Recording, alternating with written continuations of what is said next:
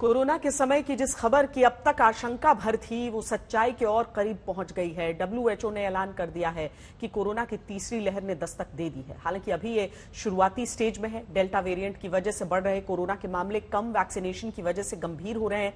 दुनिया के 56 देश ऐसे हैं जहां वैक्सीनेशन 5% से कम है। वैक्सीनेशन के मामले में भारत की स्थिति इससे थोड़ी बेहतर जरूर है, लेकिन भारत में तीसरी लहर के डर से इनकार नहीं किया जा सकता।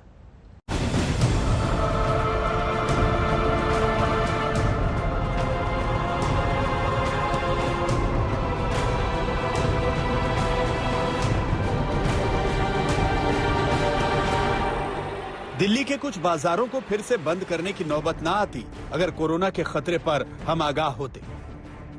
कांवड़ यात्रा को मंजूरी दें या नहीं, इसका सवाल सुप्रीम कोर्ट की चौखट तक ना पहुंचता अगर तीसरी लहर की चिंता सता रही होती।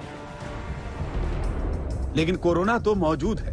उसका डेल्टा रूप न सिर्फ भारत बल्कि दुनिया के कम से कम 111 देशों में नए केस और मौत की रफ्तार बढ़ा रहा है। डेल्टा कोरोना की तीसरी लहर का खतरा लेकर आ रहा है।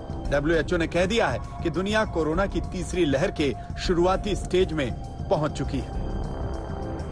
The Delta variant is ripping around the world at a scorching pace, driving a new spike in cases and death. After 10 weeks of declines, deaths are increasing again.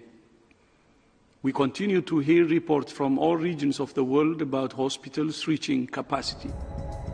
बीता हफ्ता लगातार चौथा हफ्ता था जब कोविड-19 के केस दुनिया भर में दोबारा बढ़े हैं। WHO के 6 क्षेत्रों में से सिर्फ एक को छोड़ दें तो सभी जगहों पर नए केसेस में बढ़ोतरी हुई है। 10 हफ्तों की गिरावट के बाद कोरोना से मौतों की तादाद फिर बढ़ने लगी है।